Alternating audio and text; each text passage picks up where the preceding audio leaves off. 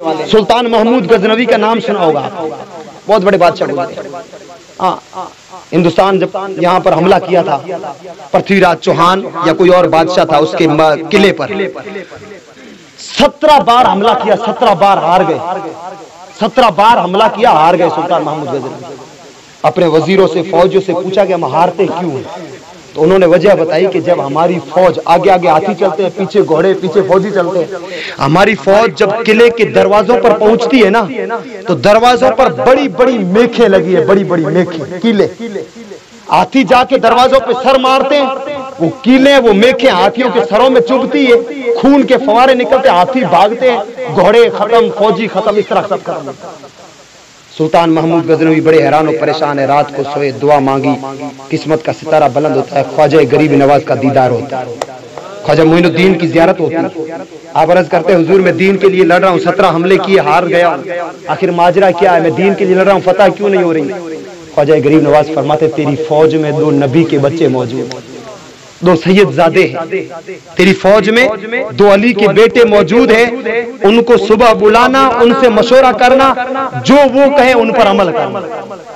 सुबह सुल्तान ने पूरे फौजियों को सामने खड़ा किया और कहा, तुम्हें अल्लाह का वास्ता, तुम्हें मुस्तफा की जुल्फों का वास्ता, तुम्हें मुस्तफा की नालैन का वास्ता, तुम्हें बीबी फातिमा के पर्दे का वास्ता, जो सैयद है वो बाहर निकला।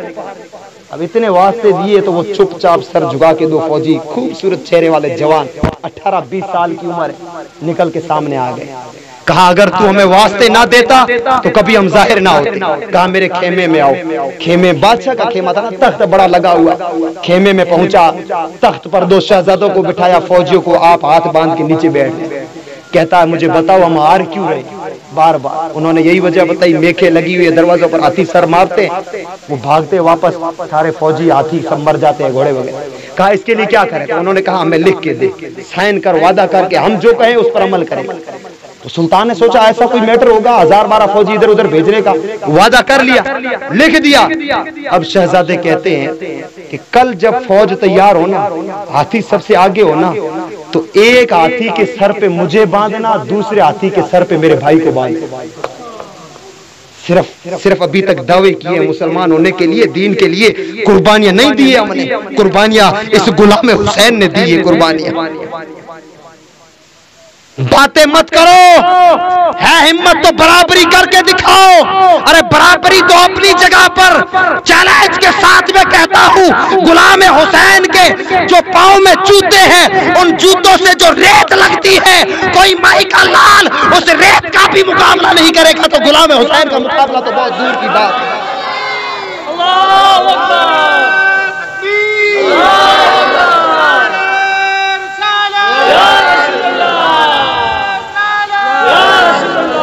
मुकाबले बड़े दूर की बात है। उन नालैन, उन जूती मुबारक से जो रेत लगती है, जर्रे, उन जर्रों का मुकाबला नहीं है।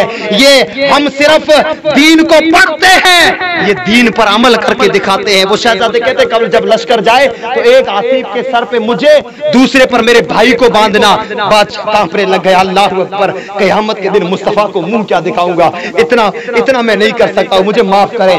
शहजादों ने कहा, नहीं, वादा कर चुके हो, इस दीन को हमारी जरूरत है, और हमें यकीन है कि जैसे ही नबी के बच्चों के, अली के बच्चों के खून के कतरे जमीन पे गिरेंगे, किला टुकड़े टुकड़े हो जाएगा।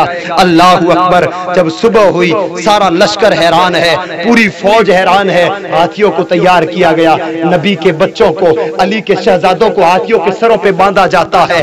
बादशाह महमूद गजनवी चीखे मार मार के रो रहा है, खुदा के वास्ते मुझे माफ करो, ऐसा मत करो। अब फौज रवाना होती है, चलते चलते वो हाथी जब किले के दरवाजे पर पहुंचते हैं, जोर से दौड़ करके हाथी अपने सरों को दरवाजों पे मारते हैं। वो बड़ी बड़ी मेखें अली के बच्चों के सीनों में उतरती है, फातिमा के दुलारों के सीनों में उतरती है, सीने फटते हैं, खून के फवारे निकलते हैं। खून जैसे ही ज़मीन पे गिरता है, ज़मीन पे ज़लज़ला आता है, किले की दीवारें गिर जाती है, दरवाजे टूट जाते हैं, मुसलमानों के लश्कर महल के अंदर दाखिल होते हैं और इस्लाम का झंडा गाड़ के किले को फतह कर लेते हैं।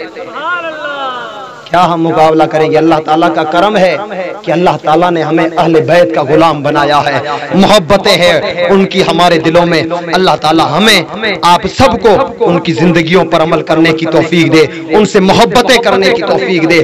اللہ کرے جب تک زندہ رہے، شاعر کہتا ہے الہی بہت کے بنی فاطمہ کہ بر قول ایمہ کنی خاتمہ، گر دعوتم رد کنی ور قبول، منو دست دامان آل رسول۔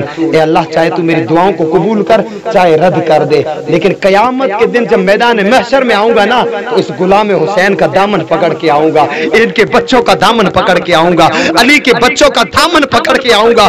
مجھے بھروسہ ہے کہ علی کے بچوں کو تو جنت دے گا، جب علی کے بچے جنت میں جائیں گے یہ مجھے بھی میرے ساتھ۔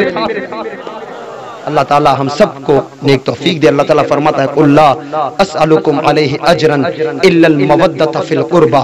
اے حبیب فرما دو اپنی امت سے کہ میں جو دین لے کے آیا ہوں نا، ان پر پیسے، کھیتی باڑی، فصلیں، بوریاں نہیں مانگتا ہوں۔ کیا سوال کیا میرے نبی نے؟ صرف ایک، میرے بچوں سے جو قیامت تک آنے والے ہیں ان سے کیا کرو؟